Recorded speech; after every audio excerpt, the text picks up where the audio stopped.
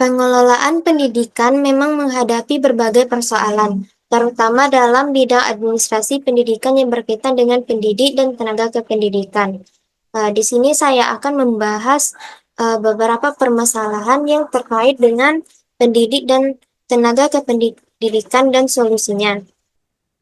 Yang pertama itu ada permasalahan yang sering dihadapi. Yang pertama itu ada keterbatasan jumlah peserta, jumlah pendidik dan tenaga kependidikan yang berkualitas, kurangnya guru dan tenaga kependidikan yang berkualitas dan memenuhi standar kompetensi seringkali menjadi kendala.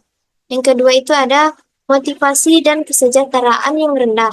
Rendahnya motivasi dan kesejahteraan seperti gaji yang tidak memadai, fasilitas yang kurang memadai, dan kurangnya kesempatan mengembangkan profesional dapat mengakibatkan rendahnya kinerja dan dedikasi.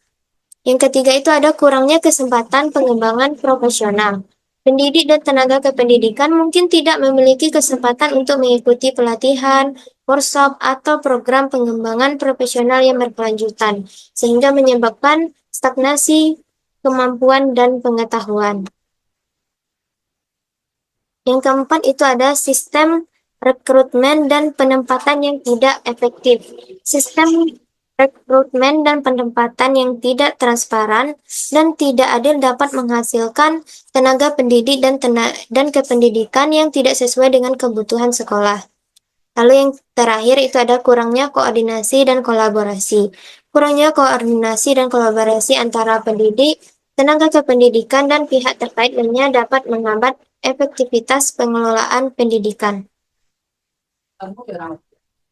Terkait hal tersebut, ada beberapa solusi yang dapat diberikan. Yang pertama itu ada meningkatkan kualitas pendidik dan tenaga kependidikan dengan cara yang pertama melakukan rekrutmen yang transparan dan berbasis kompetensi, memastikan proses rekrutmen yang adil dan transparan dengan fokus pada kompetensi dan kualifikasi yang dibutuhkan.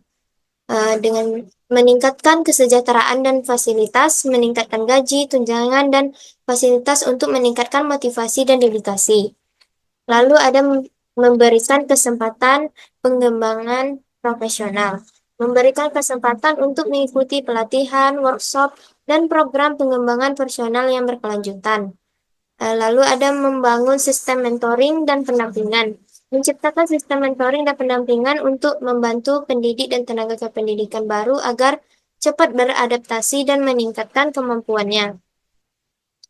Yang kedua itu meningkatkan motivasi dan dedikasi dengan cara memberikan apresiasi dan penghargaan, memberikan apresiasi, penghargaan, dan pengakuan atas kinerja yang baik untuk meningkatkan motivasi. Membangun budaya kerja yang positif, dan suportif yang mendorong rasa memiliki tanggung jawab dan menciptakan lingkungan kerja yang kondusif. Menyediakan lingkungan kerja yang kondusif mendukung untuk meningkatkan produktivitasnya.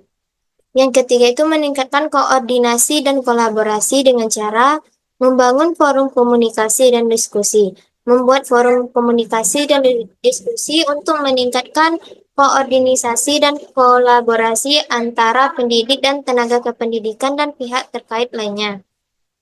Lalu itu ada memfasilitasi kerjasama dan pertukaran pengalaman. Memfasilitasi kerjasama dan pertukaran pengalaman antar sekolah dan lembaga pendidikan lainnya.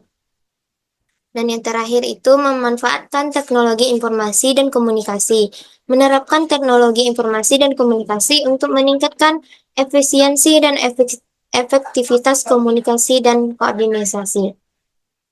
Masalah dalam bidang administrasi pendidikan yang berkaitan dengan pendidik dan tenaga kependidikan merupakan tantangan besar yang perlu diatasi. Dengan menerapkan solusi yang tepat, diharapkan kualitas pendidikan dapat meningkat dan menghasilkan sumber daya manusia yang berkualitas. Sekian pembahasan dari saya. Terima kasih. Wassalamualaikum warahmatullahi wabarakatuh.